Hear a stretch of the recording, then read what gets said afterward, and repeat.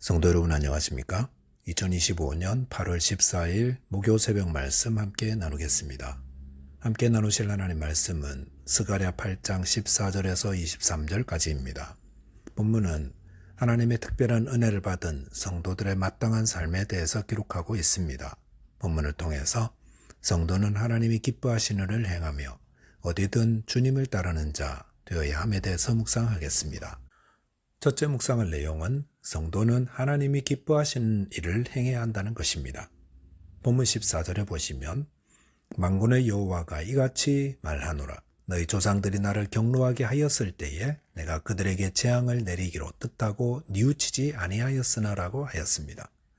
여기 보시면 이스라엘 조상들이 하나님을 경노하게 함으로 하나님께서 재앙을 내리기로 한 사실에 대해 이야기하고 있습니다.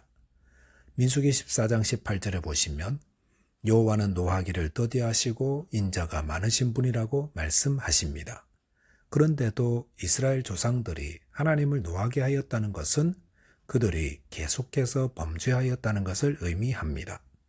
시편 89편 30절, 31절, 32절에 보시면 만일 그의 자손이 내 법을 버리며 내 규례대로 행하지 아니하며 내 율례를 깨뜨리며 내 계명을 지키지 아니하면 내가 회초리로 그들의 죄를 다스리며 채찍으로 그들의 죄악을 벌하리로다라고 하였습니다.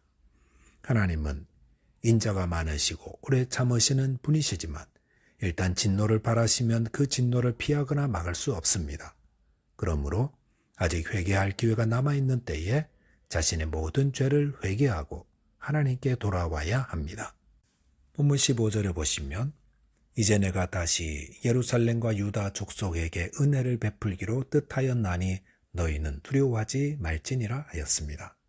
여기 보시면 회개하고 다시 하나님께로 돌아온 이스라엘 백성들에게 하나님은 은혜 베풀기를 작정하셨으므로 두려워하지 말라 하십니다. 본문 16절에 보시면 너희가 행할 일은 이러하니라. 너희는 이웃과 더불어 진리를 말하며 너희 성문에서 진실하고 화평한 재판을 베풀고 라고 하였습니다.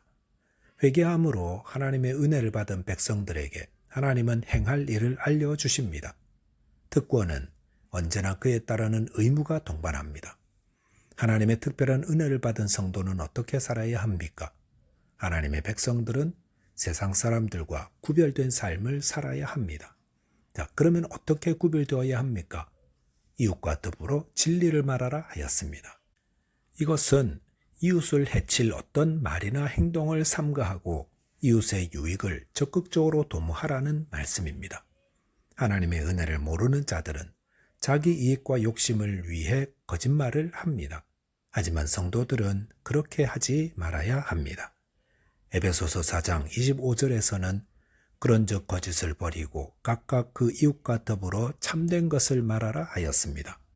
성도들이 거짓을 버리고 이웃과 더불어 참된 것을 말하는 이유는 거짓말하는 것을 몰라서가 아닙니다. 성도들도 거짓말을 합니다. 하지만 성도는 빛이요 진리 되신 예수님을 모시고 사는 자들로서 어떻게 어둠에 속한 자의 일을 따르겠는가 하는 겁니다. 성도는 하나님의 은혜를 받은 자들로서 은혜를 모르는 자들과 똑같이 거짓말하는 자 되어서는 안 되고 진리를 말해야 합니다. 또한 성문에서 진실하고 화평한 재판을 베풀라 했는데 고대 사회에서 성문은 재판이 행해지는 곳입니다. 그곳에서 재판관의 편견이나 이해관계에 따라 불이하게 판결하지 말고 공정하게 판결하라는 것입니다. 하나님의 은혜를 받은 성도들은 정의로운 사회가 되도록 모두가 안전하게 살 수 있는 곳이 되게 해야 합니다. 본문 17절에 보시면 마음에 서로 해하기를 도모하지 말며 거짓 맹세를 좋아하지 말라. 이 모든 일은 내가 미워하는 것이니라 여호와의 말이니라 하였습니다. 여기 보면 마음으로 서로 해하기를 도모하지 말라 하였습니다.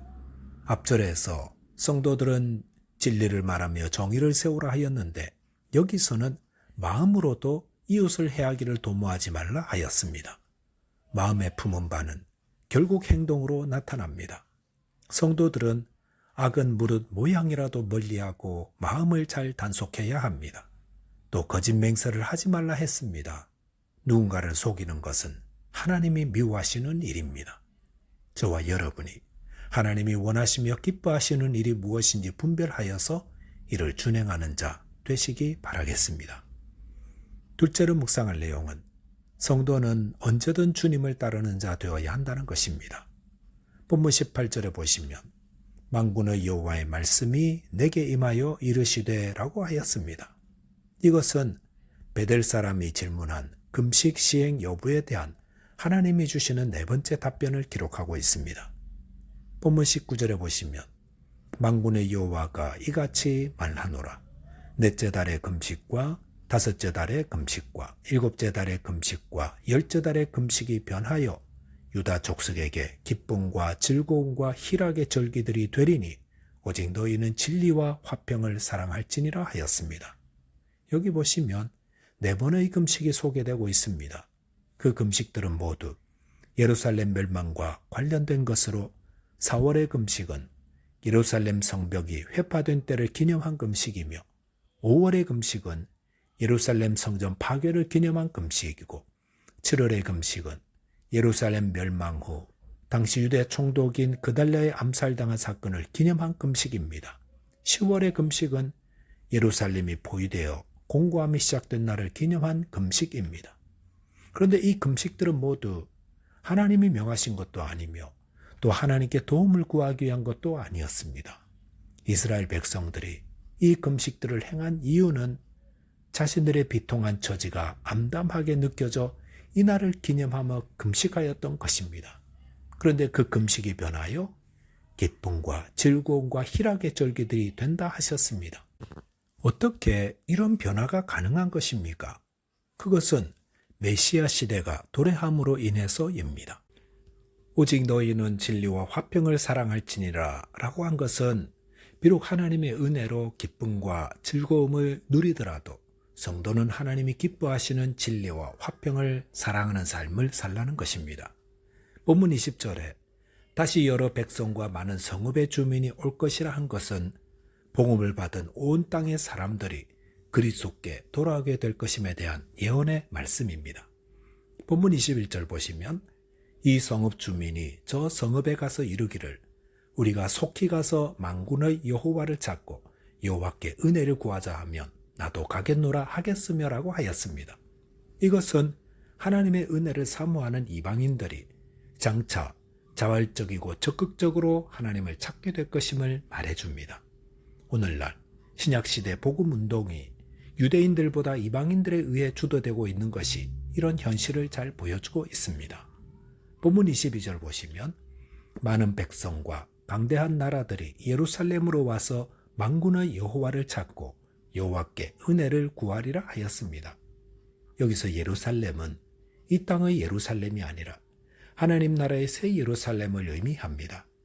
이것은 복음을 믿는 만국의 성도들이 하나님께 나아와 그분을 경외하며 우주적 교회를 이루게 될 것임을 예언한 것입니다.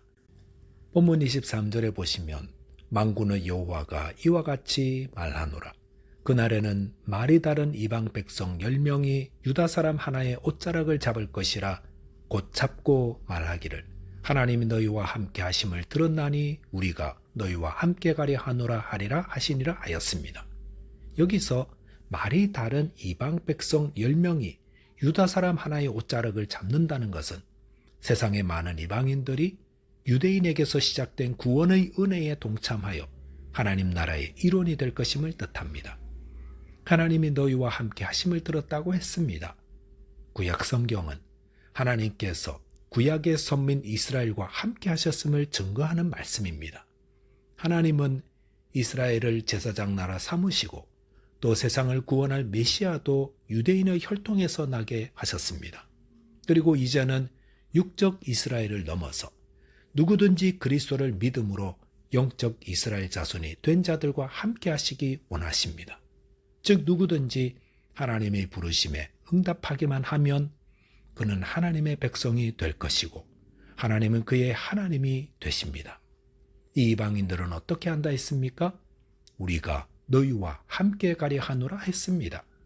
이것은 신약의 성도들은 오직 예수 그리스도와 함께 하려는 자 되어야 한다는 것입니다. 저와 여러분께서 임마누엘 되신 예수 그리스도와 함께 가는 자 되시기 바라겠습니다. 기도하겠습니다. 하나님 아버지, 이방인인 저희에게도 그리스도를 믿음으로 하나님 자녀되는 은혜 주셨사오니 주님 기뻐하는 일을 행하며 항상 어디든 주님을 따르는 자 되게 해 주옵소서. 예수 그리스도 이름으로 기도하옵나이다. 아멘. 오늘도 믿음 안에서 승리하는 하루 되시기 바라겠습니다. 감사합니다.